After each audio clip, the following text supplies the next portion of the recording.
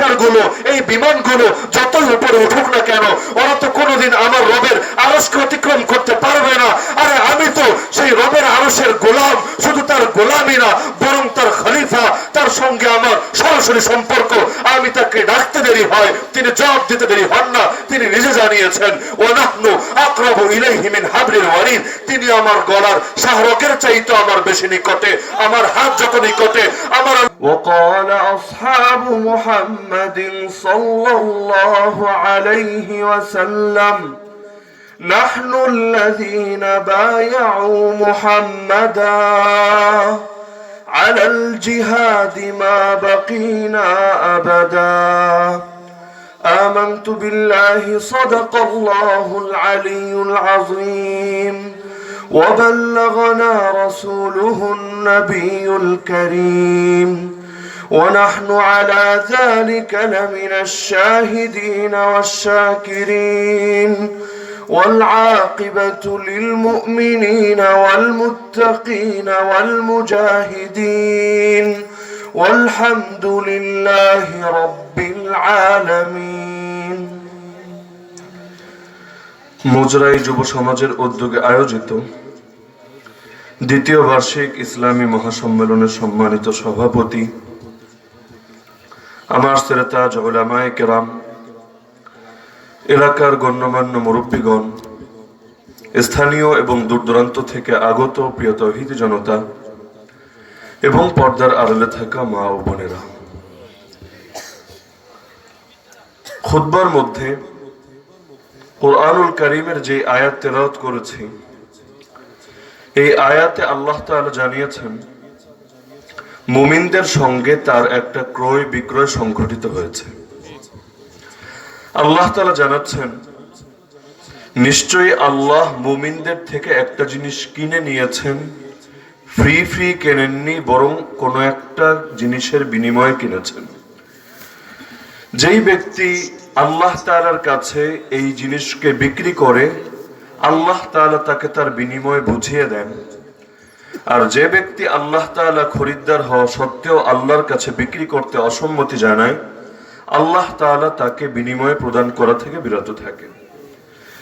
যে হাদিস পাঠ করেছে খুতবার মধ্যে, সেই হাদিসেও একই ধরনের কথা এসেছে। রাসূলুল্লাহ সাল্লাল্লাহু আলাইহি ওয়াসাল্লাম জানিয়েছেন, প্রতিটা মানুষ ভোরবেলা যখন ওঠে, ওঠার পর সে তার প্রাণকে, তার জীবনকে, তার নিজেকে বিক্রি করে দেয়। এরপর সে নিজেকে হয়তো জাহান্নামের আগুন থেকে বাঁচায়, অথবা সে নিজেকে ধ্বংস করে। এ সকল আয়াত এবং হাদিস থেকে একটা বাস্তবতা পরিষ্কার হয়ে যায়।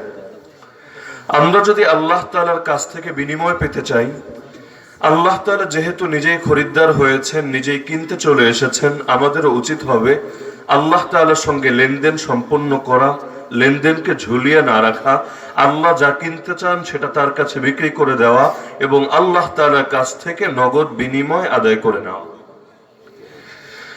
হাদিসের মধ্যে, সহিহ বুখারীর এক হাদিসে এসেছে, পৃথিবীর মধ্যে মানুষের তো অনেক ধরন আছে। কেউ কেউ করে আল্লাহর গোলামি, আর কেউ কেউ করে অন্য কিছুর গোলামি। গোলামি সবাই করে, গোলামের বাইরে কেউ নাই। যে ব্যক্তি দাবি করে আমি স্বাধীন, বাস্তবে সে স্বাধীন না, সেও পরাধীন। কারো না কারো অধীনতা সকলেই মেনে চলে। হ্যাঁ, পার্থক্য হলো কেউ করে আল্লাহর গোলামি, কেউ করে তাগুতের গোলামি। প্রকৃত মুমিন যেই ব্যক্তি জীবনের সব ক্ষেত্রে সে একমাত্র আল্লাহর গোলামি করে, আর যে ব্যক্তি মুনাফিক, যে ব্যক্তি কাফের, যে ব্যক্তি মুশরিক, যে ব্যক্তি বেঈমান, যে ব্যক্তি নাস্তিক, যে ব্যক্তি মুরতাদ, সে আল্লাহর গোলামি করে না, তবে দুনিয়ার কারো না কারো গোলামি অবশ্যই করে। হাদিসের মধ্যে এসেছে, তাইসা আব্দুদ দিনার ওয়া আব্দুদ দিরহাম ওয়া আব্দুল কাতিফা ওয়া আব্দুল খামিসা। ধ্বংস হোক টাকা পয়সার গোলামরা, ধ্বংস হোক উত্তম পোশাকের গোলামরা। তার মানে সহিহ বুখারীর হাদিস আমাদেরকে জানিয়ে দিচ্ছে, অনেক মানুষ এমন আছে যারা টাকা পয়সার গোলাম হয়। এই যুগে আমরা দেখতে পারি, এ জাতীয় মুসলিম কান্ট্রির মধ্যে, মুসলিম সমাজের মধ্যে অনেক মানুষ জানে এটা হালাল এবং এটা হারাম, জানার পরও সে হারামের পক্ষে থাকে, হারামের পক্ষে বড় গলায় কথা বলে। যারা হালালের পক্ষে অবস্থান করে তাদের বিরুদ্ধে ষড়যন্ত্র করে, মূলে দেখা যায় তার উদ্দেশ্য শুধুই গরম গরম টাকা। একটা উদাহরণ দিয়ে বোঝাই। আমার আগের বক্তা আলোচনার শেষের দিকে বললেন, মূর্তি নিয়ে সামান্য কথা বললেন, এটা দিয়ে উদাহরণ দিই। এখন যারা মূর্তির পক্ষে কথা বলে তারাও খুব ভালো করে জানে মূর্তির ব্যাপারে ইসলামের দৃষ্টিভঙ্গি কি। কি মনে হয় জানে না? জানে না এমন একটা লোকও পাওয়া যাবে? যদি নাই জানতো তাহলে শুধু নিজের নেতার মূর্তি বানানোর কথাই বলতো না, আল্লাহ এবং তার রসুলের মূর্তি বানানোর কথাও বলতো। যদি নাই জানতো রাস্তার মোড়ে মোড়ে মূর্তি লাগানোর কথা বলতো না, মসজিদের ভেতরে মূর্তি বসানোর কথা বলতো। যদি নাই জানতো বিভিন্ন দূরের বিভিন্ন অঞ্চলে বিভিন্ন মেরুর ভেতর মূর্তি বসানোর কথা বলতো না, বরং যেই নেতাকে নিয়ে আন্দোলনে নেমেছে সেই নেতার কবরের উপরে একটা মূর্তি বসাতো। তারাও খুব ভালো করে জানে মূর্তির ব্যাপারে ইসলামের দৃষ্টিভঙ্গি কি, তারপর চেতনা ব্যবসা কেন করে। কারণ একটা টেন্ডার যদি পাস করা যায় এখান থেকে নিজেদের পকেটেও তো কিছু মাল সামানা আসবে। এখন যদি মোল্লাদের আন্দোলনের কারণে, এই আন্দোলনের কারণে যদি মূর্তি বসানো বন্ধ হয়ে যায় নিজেদের পকেট গুলো হালকা থাকবে। আসলে চেতনা টেতনা কিছু না, আসলে সবকিছুর মূলে হলো চেতনা ব্যবসা।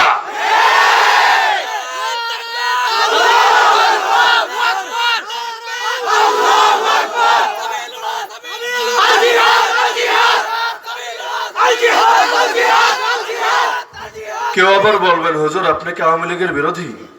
আমি বলবো, আরে ভাই, আমরা হুজুররা আওয়ামী লীগেরও দালালি করি না, বিএনপিরও দালালি করি না, জামাতেরও দালালি করি না। আমরা জীবনের সব ক্ষেত্রে একমাত্র আল্লাহর গোলামি করি।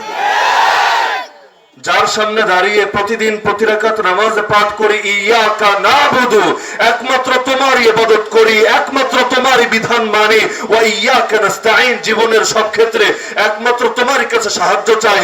যার সামনে দাঁড়িয়ে তার বিধান মানার কথা বলি, জীবনের পরতে পরতে জীবনের প্রতিটা ক্ষেত্রে পৃথিবীর প্রতিটা ইঞ্চি ইঞ্চি মাটিতে আমরা একমাত্র তার বিধান মানার কথাই বলি। একদল হুমকি দেয়, হুজুর ইসলামের কথা বলতে চাইলে এখানে বলা যাবে না, পাকিস্তান চলে যান, আফগানিস্তান চলে যান, সেখানে গিয়ে ইসলাম নিয়ে এত পটপট করেন, এখানে বসে এত ইসলামের কথা বলা যাবে না, এটা ইসলামিক কান্ট্রি না। কে বলে না এই কথা? অনেকে কথায় কথায় হুমকি দেয়। দেশটা তো তার বাপের দেশ, এ কারণে কথায় কথায় হুমকি দেয়, এই মোল্লার দল বের হয়ে যা, পাকিস্তান চলে যা, আফগানিস্তান চলে যা, সেখানে গিয়ে আল্লাহর কথা বল। ভাবটা এমন, পাকিস্তানের মালিক আল্লাহ, আফগানিস্তানের মালিক আল্লাহ, আর ভারত আর বাংলাদেশের মালিক মনে হয় অন্য কেউ। আরে মুসলমান যেদিন প্রথম কালেমা পড়ে সেদিনই বিশ্বাস করে নেয় পৃথিবীর প্রতি ইঞ্চি ইঞ্চি মাটির মালিক একজনই, আর তার নাম হলো আল্লাহ। তো পৃথিবীর প্রতিটা ইঞ্চি ইঞ্চি মাটির মালিক যদি আল্লাহ হন, সেই আল্লাহর কথা আমরা সব জায়গায় বলবো, সব জায়গায় দাঁড়িয়ে বলবো। আল্লাহর কথা বলার জন্য অন্য কারো পারমিশন আমাদের লাগবে না। মুসলমান এমন না শুধু সৌদি আরবে দাঁড়িয়ে আল্লাহর কথা বলবে, আরে মুসলমান হোয়াইট হাউসের ছাদে দাঁড়িয়েও সে আল্লাহর কথাই বলবে। মুসলমান ক্ষণে ক্ষণে রূপ পাল্টায় না, নির্বাচনের আগে আর নির্বাচনের পরে মুসলমান দুই রূপে আসে না, মুসলমানের রূপ একটাই থাকে। জীবনের সব ক্ষেত্রে একজনের কথাই বলে, একজনের গোলামি করে, একজনের বন্দেগী করে। লা ইলাহা ইল্লাল্লাহ, সেই আল্লাহ ছাড়া দ্বিতীয় আর কেউ বন্দেগীর উপযুক্ত নাই। তো পৃথিবীর সবাই গোলামি করে। তো রাসূল বলেন, যারা টাকা পয়সার গোলামি করে, টাকার কাছে নিজের ঈমানকে বিক্রি করে দেয়, যদি তাকে বলা হয় তোকে 2 লিটার তেল ভরে দিব, আজকে আয় আমার সাথে, তোকে 1 প্যাকেট গরম বিরিয়ানি দিব, কাচ্চি বিরিয়ানি, হাজি বিরিয়ানি বা নান্না বিরিয়ানি, স্পেশাল পুরান ঢাকার বিরিয়ানি তোকে দেব, আজকে আয় আমার এখানে 10 দিন পরে থাক, মোল্লাদের বিরুদ্ধে হুঙ্কার দে, দেখা যায় সেখানে গিয়ে হাজির হয়ে যায়। কিন্তু এটা প্রকৃত মুমিনের বৈশিষ্ট্য? প্রকৃত মুমিন টাকার গোলাম না আল্লাহর গোলাম? তো রাসূল বলেন, ধ্বংস হোক টাকা পয়সার গোলামরা, ধ্বংস হোক কাপড় চোপড়ের গোলামরা।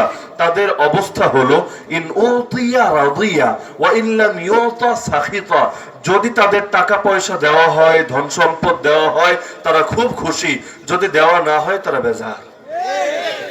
প্রকৃত মুসলমান সব অবস্থায় খুশি, সুখে থাকলেও খুশি, দুঃখে থাকলেও খুশি, ধনী হলেও খুশি, গরিব হলেও খুশি, কারণ সে বিশ্বাস করে যে ব্যক্তি ধনী তাকে ধনী বানিয়েছেন আল্লাহ, যে ব্যক্তি গরিব তাকে গরিব বানিয়েছেন আল্লাহ, যে ব্যক্তি সুখী তাকে সুখী বানিয়েছেন আল্লাহ, যে ব্যক্তি দুঃখী তাকেও দুঃখী বানিয়েছেন আল্লাহ। সে জানে আল্লাহ কাউকে পরীক্ষা করেন শুকরের দ্বারা, কাউকে পরীক্ষা করেন সবরের দ্বারা। মুমিন শুকরিয়ার হালতে থাকলেও আল্লাহর কথা স্মরণ করে, সবরের হালতে থাকলেও সেই এক আল্লাহর কথাই স্মরণ করে। যখন অনেক নিয়ামত পেয়ে যায় তখন বলে আলহামদুলিল্লাহ, আমার কোনো কৃতিত্ব নাই, সকল প্রশংসা, সকল গৌরব, সকল ক্রেডিট আল্লাহ। আর যখন বিপদে পড়ে যায় তখনও তাকে স্মরণ করে বলে ইন্না লিল্লাহি ওয়া ইন্না ইলাইহি রাজিউন। আমরা সবাই তো আল্লাহরই জন্য, আর একদিন তো তার কাছেই ফিরে যাব। প্রকৃত মুমিন যদি সারা দুনিয়াও পেয়ে যায় তারপরও সে এই বাক্যটা ভোলে না যে আলহামদুলিল্লাহ। আর অপকৃত মুমিন যারা, মুনাফিক যারা, তারা পুরো দুনিয়া পেতে হয় না, সামান্য একটু ক্ষমতার গরম, নেতৃত্বের গরম, টাকা পয়সার গরম, রূপ লাবণ্যের গরম, কোন ধরনের কোন গরম পেলেই আল্লাহকে ভুলে যায় আর নিজেকেই সর্বে ভাবতে থাকে। এর সবচেয়ে বড় দৃষ্টান্ত হলো একদিকে নবী সুলাইমান আলাইহিস সালাম সারা দুনিয়ার বাদশাহ ছিলেন, শুধু মানুষেরই বাদশাহ না, জিনের বাদশাহ, পশু পাখির বাদশাহ, এমনকি বাতাসেরও বাদশাহ। বাতাসও তার কথা শুনতো, তার সিংহাসনকে এক জায়গা থেকে আরেক জায়গায় উড়িয়ে নিয়ে যেত। এত কিছুর পরও তিনি বলেন আলহামদুলিল্লাহ আল্লাযী ফাদ্দালানা আলা কাসীরিম মিন ইবাদিহিল মুমিনিন। সকল প্রশংসা এক আল্লাহর জন্য, যিনি আমাকে তার অনেক মুমিন বান্দাদের উপর শ্রেষ্ঠত্ব দিয়েছেন, আমার উপর বিশেষ অনুগ্রহ করেছেন।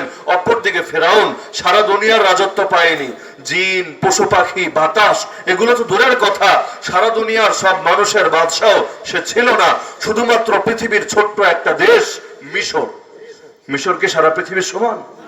সেই ছোট্ট এক মিশরের রাজা ছিল, সেই মিশরের রাজা হয়েই আল্লাহকে স্মরণ করতে পারেনি, আল্লাহর গৌরব মেনে নিতে পারেনি।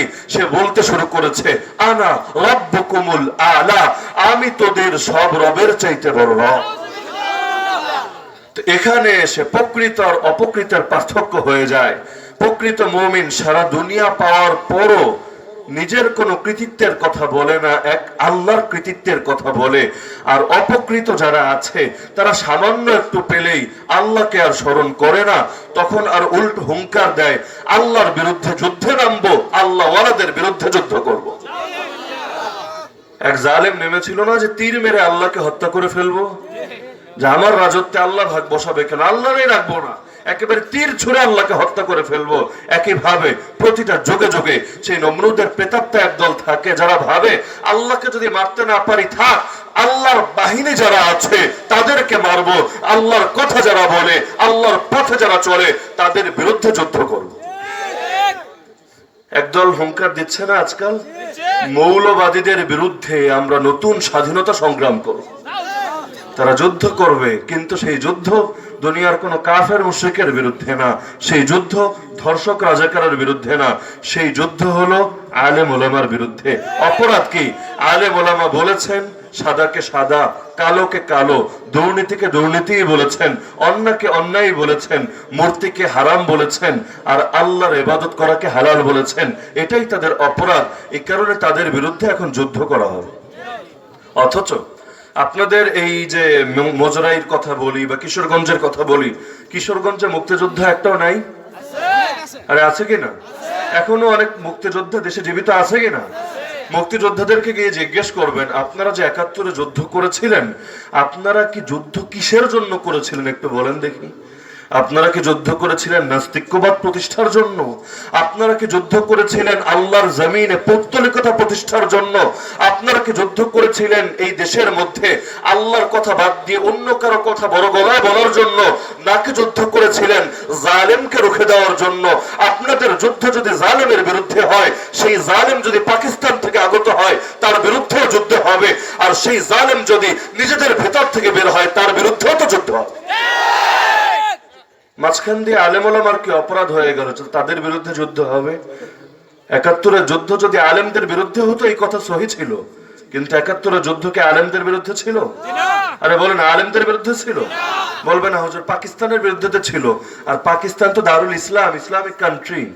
আমরা বলবো আরে না, ইসলাম না অন ইসলাম, এটার ভিত্তি হলো কোন একটা দেশের আইন কি, কোন দেশের বিধান কি। পাকিস্তান কি মানব রচিত আইন দিয়ে চলে না আল্লাহর কোরআন দিয়ে চলে? আরে বলে না, মানব রচিত আইন দিয়ে চলে না আল্লাহর কোরআন দিয়ে চলে?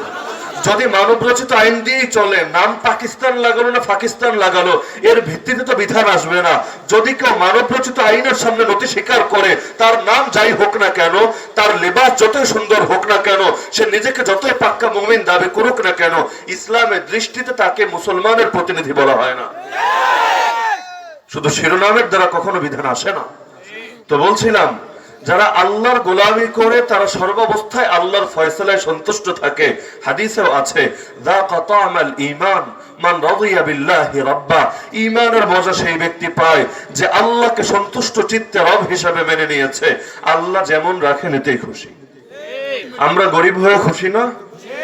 নাকি আল্লাহর উপর কোনো আপত্তি আছে, কোনো অভিযোগ আছে যে আল্লাহর ভুল হয়েছে নাউযুবিল্লাহ, আল্লাহ অনুচিত কাজ করে ফেলেছেন নাউযুবিল্লাহ? আরে না, আল্লাহ তো আমার মর্যাদা বাড়াতে চান। কিয়ামতের দিন গরিব আগে জান্নাতে যাবে না ধনী? গরিব কয়দিন আগে জান্নাতে যাবে? 500 বছর আগে। যেদিন 1 সেকেন্ড আগেও যদি জান্নাতে দেওয়া হয়, এর চাইতে বড় নিয়ামত কিছু হতে পারে না। যেদিন জাহান্নামীরাও ফরিয়াদ করে বলতে থাকবে, আল্লাহ আর তো সহ্য হয় না, বিচার করে দাও। কিন্তু কিয়ামতের ময়দানের যে আযাব, এই আযাবটা সহ্য করতে পারছি না। তো যেদিন অপরাধীরা জাহান্নামে যেতে রাজি হয়ে যাবে, কিন্তু তারপরও কিয়ামতের সেই আযাব সইতে পারবে না, সেদিন আমার আল্লাহ যদি আমাকে 500 বছর আগে জান্নাতে দেন, এর চাইতে বড় সৌভাগ্যের কথা কি হতে পারে? অথচ দুনিয়া থেকেও 500 বছর কষ্ট করে না, আর আখিরাতের 500 বছর দুনিয়ার 500 বছর সমানও না। ওয়া ইন্না ইয়াওমান ইনদা রাব্বিক কাআলফি সানাতিন মিম্মা তাউদ্দুন। কোরআন জানাচ্ছে, তোমার রবের কাছে এক এক দিনের হিসাব তোমাদের 1000 বছরের সমান।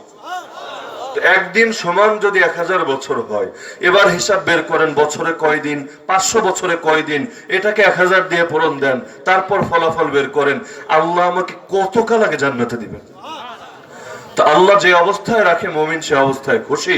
কিন্তু যারা আল্লাহকে বাদ দিয়ে অন্য কারো গোলামি করে, আর আমি আগেই বলেছি, যারা আল্লাহকে বাদ দেয় এমন না যে তারা গোলামি করে না, সবাই গোলামি করে। কেউ নফসের গোলামি করে, কেউ জিন শয়তানের গোলামি করে, কেউ মানুষ শয়তানের গোলামি করে, কেউ আমেরিকার গোলামি করে, কেউ ইসরায়েলের গোলামি করে, কেউ ভারতের দালালি করে, কেউ চীনের এজেন্ডা বাস্তবায়ন করে, কেউ দাজ্জালি মিশন নিয়ে কাজ করে। এক একজন এক এক গোলামি করে, গোলামের বাইরে কেউ নেই। এটা হলো এক একটা খাঁচার মতো। হয়তো সে ইসলামের খাঁচায় থাকবে অথবা অন্য খাঁচায় যাবে, কিন্তু কোথাও না কোথাও সে থাকবে। এমন একটা মানুষও দেখাতে পারবেন না যে গোলাম না। তো গোলামের পরিচয় হলো পেলে খুশি, না পেলে বেজার। কিন্তু মুমিন পেলেও খুশি, না পেলেও খুশি। জিহাদের ময়দানে বিজয়ী হলেও খুশি, জিহাদের ময়দানে শহীদ হলেও খুশি। বদরের ময়দানে বিজয় হয়েছেন, বিজয়ী হওয়ার পর খুশি হয়েছেন। উহুদের ময়দানে 70 জন শহীদ হয়েছে, শহীদ হওয়ার পর খুশি হননি? আল্লাহর উপর বেজার হয়েছেন? আরে না, খুশি হয়েছেন। মুমিন খুশি হবে না কেন? পৃথিবীবাসী মুমিনকে যে জিনিস দিয়ে ভয় দেখায়, মুমিন তো সারা জীবন পাগল হয়ে সেই জিনিসের পিছনে ছুটে যায়। ওরা মুমিনদেরকে মৃত্যুর ভয় দেখায়, দেখায় না মৃত্যুর ভয়? এই মোল্লারা থাম, নইলে ধরে ঘাড় মটকে দেব। এই মোল্লারা থাম, নইলে কেটে বঙ্গোপসাগরে ভাসিয়ে দেব। এই মৌলবীরা চুপ থাক, নইলে বুড়িগঙ্গায় তোদেরকে ফেলে দেব। এ জাতীয় হুমকি দেওয়া হয় কিনা? আরে ওরা মুসলমানকে মৃত্যুর ভয় কিভাবে দেখায়? মুমিন তো সারা জীবন এই তামান্নাই করে যে আল্লাহ আমাকে মরণ দিও, কিন্তু অ্যাপোলো হসপিটালে না, স্কয়ার হসপিটালে না, আমাকে তোমার পথে শাহাদাতের মরণ দিও। আল্লাহর নবী আল্লাহর কাছে কোনোদিন এই দোয়া করেনি, হে আল্লাহ আমাকে নামাজে সিজদার অবস্থায় মৃত্যু দিও, আমাকে রোজা রাখা অবস্থায় মৃত্যু দিও, আমাকে হজ করা অবস্থায় মৃত্যু দিও। কিন্তু এই দোয়া করেছেন একবার না, বারবার করেছেন, নিয়মিত করেছেন, হে আল্লাহ আমাকে তোমার পথে শহীদ বানিও। لوددت أن أقتل في سبيل الله ثم أحيا ثم أقتل ثم أحيا ثم أقتل ثم أحيا ثم أقتل। নবী বলেন, আমার বড় ইচ্ছা হয় আমাকে আল্লাহর পথে শহীদ করা হবে, এরপর আবার জীবন দেওয়া হবে, আবার শহীদ করা হবে, আবার জীবন দেওয়া হবে, আবার শহীদ করা হবে, আবার জীবন দেওয়া হবে, আবার শহীদ করা হবে। নবী যেই জিনিসের জন্য লোভ করেন, অথচ তিনি হলেন সর্বযুগের সর্বশ্রেষ্ঠ মহামানব। আল্লাহর পর যার মর্যাদার কোনো তুলনাই হয় না, সবার চাইতে বেশি, সেই মানুষ যেই জিনিসের আকাঙ্ক্ষা করেন সেই জিনিস তো আমাদের অনেক বেশি প্রয়োজন। নবীর তো গুনাহই নাই, আর আমরা তো গুনাহের সাগরের ভেতর ডুবে আছি। নবী নিষ্পাপ হওয়া সত্ত্বেও শাহাদাত চান, আর আমরা পরিপূর্ণ গুনাহগার হওয়ার পর যদি শাহাদাত না চাই, কিভাবে নবীর উম্মত দাবি করব নিজেদেরকে? তো ওরা মুমিনদেরকে কোন জিনিস দিয়ে ভয় দেখাবে? মুমিন তো পাগল হয়ে সেই জিনিসের তামান্না করে।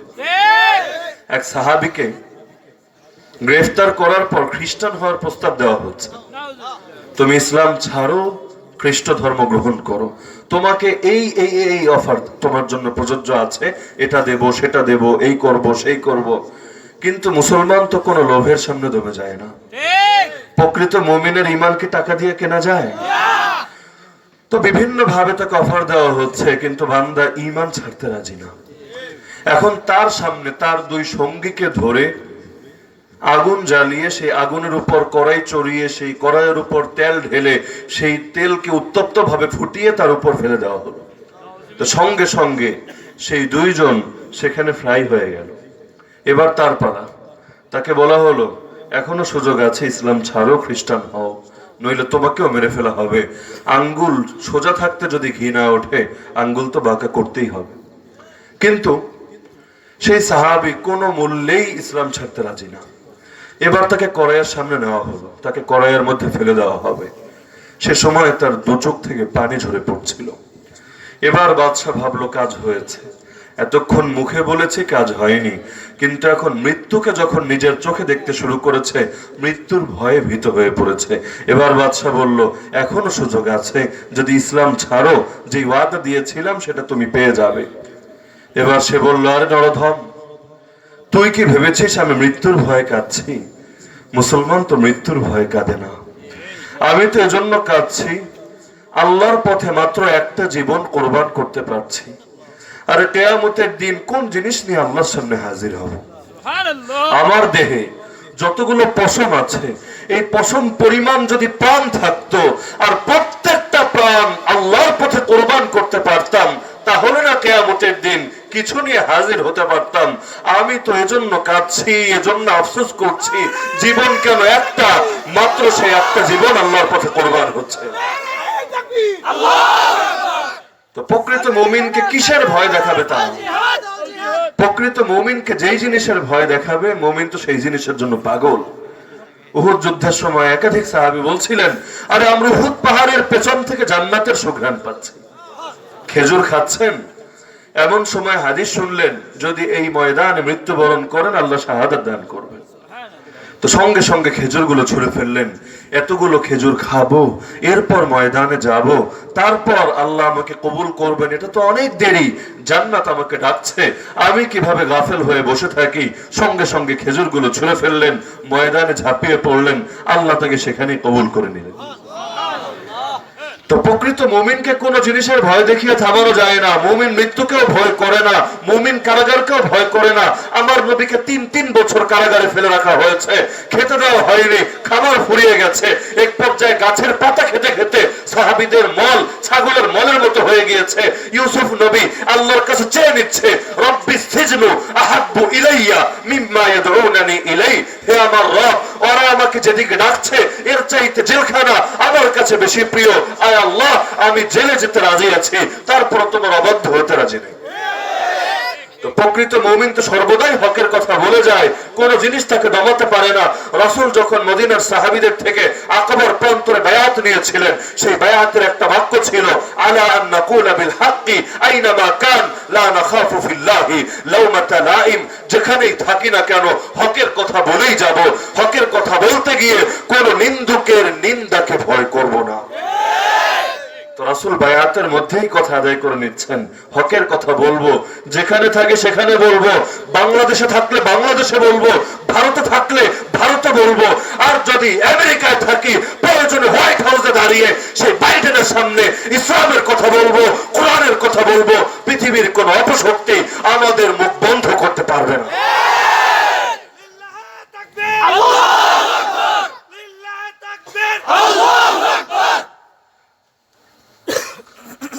আমাদের মুখ বন্ধ করার একটাই সূরত আছে। কি সূরত? রাসূলের ভাষ্যে এটা উল্লেখ হয়েছে। রাসূলকে বলা হয়েছিল, কি চাও বলো। তুমি ইসলামের দাওয়াত বন্ধ করবে, এজন্য যা লাগে সব দিতে রাজি। যদি নারী চাও বলো, আরবের সবচেয়ে সুন্দরী নারীর সাথে বিয়ে দেব। যদি সম্পদ চাও বলো, সম্পদের পাহাড় বানিয়ে দেব। আর যদি নেতৃত্ব চাও সেটাও বলে দাও, তোমাকে আমাদের দারুন নাদওয়া নামক পার্লামেন্টের গুরুত্বপূর্ণ সদস্য বানিয়ে নেব, তোমাকে ছাড়া একটা বিলও পাস করব না। আর যদি ভূতে ধরে সেটাও বলো, সবচেয়ে ভালো কবিরাজ ডাকাবো। নাউযুবিল্লাহ মিন যালিক। আমার নবী তাদেরকে জবাব দিলেন, ওয়াল্লাহ লাউ ওয়াদাউ আশ-শামসা ফি ইয়ামিনি ওয়াল কমারা ফি ইয়াসারি আলা আন আতরুকা হাযাল আমরা মা তারাকতুহু হাত্তা ইউযহিরাহু আল্লাহ আও আহলিকা দুনাহু। আল্লাহর কসম করে বলছি, ওরা যদি আমার ডান হাতে আকাশের সূর্য এনে দেয় আর বাম হাতে এনে চাঁদ রাখে, তারপরও আমি দ্বীনকে ছাড়বো না, তাওহীদকে ছাড়বো না, তাওহীদের দাওয়াতকে ছাড়বো না, যতদিন না আল্লাহ তার জমিনে তার দ্বীনকে বিজয়ী করবেন, অথবা আমি নবী এর জন্য শহীদ হয়ে যাব।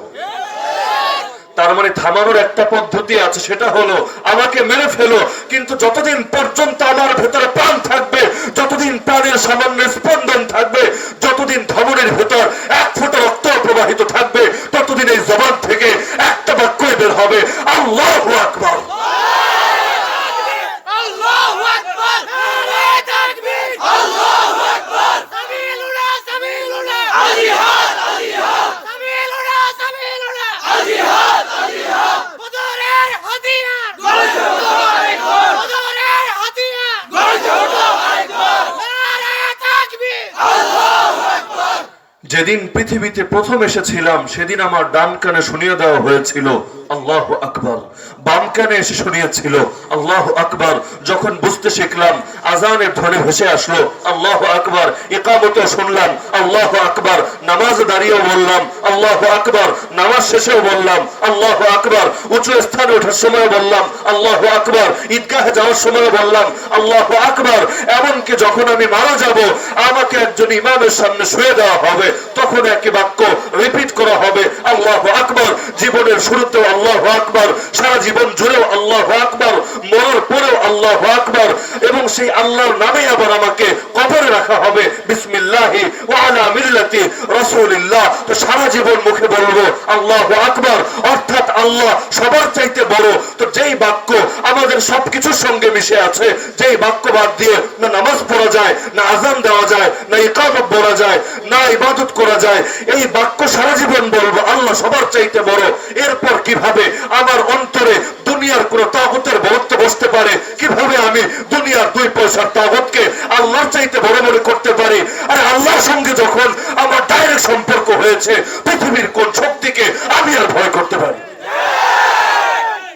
কারো পাশে যদি দেশের সবচেয়ে প্রধান, যিনি সরকার প্রধান, যদি কারো পাশে থাকে এবং প্রকাশ্যে সমর্থন জানিয়ে দেয়, সেই ব্যক্তি আর কাউকে ভয় করে না। রাস্তায় ট্রাফিক ধরলো, বলে আমি কে চেনো, ফোন লাগালে কিন্তু তোর চাকরিও শেষ। সে দুনিয়ার কাউকে ভয় করে না, কোনো গুন্ডা মাস্তানকেও না, কোনো প্রশাসনকেও না, কোনো রাজনৈতিক নেতাকেও না, কারণ সে জানে আমার পাশে সরকার প্রধান আছে। আরে দুনিয়ার সরকার প্রধান বড় না আমার আল্লাহ বড়?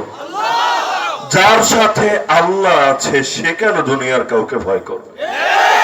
ওমান ইয়াতাওয়াক্কাল আলাল্লাহ ফাহুয়া হাসবু। যে ব্যক্তি আল্লাহর উপর ভরসা করে, আল্লাহই তো তার জন্য যথেষ্ট হয়ে যান। আর প্রকৃত মুসলমান কেন ফাইটারকে ভয় করবে, কেন জঙ্গি বিমানকে ভয় করবে? প্রকৃত মুসলমান তো জানে, আরে এই ফাইটার আর বিমানগুলো যেই আকাশের নিচ দিয়ে ওড়ে, সেই আকাশের মালিক তো ওরা না, সেই আকাশের মালিক তো আমার রব আল্লাহ। আর এই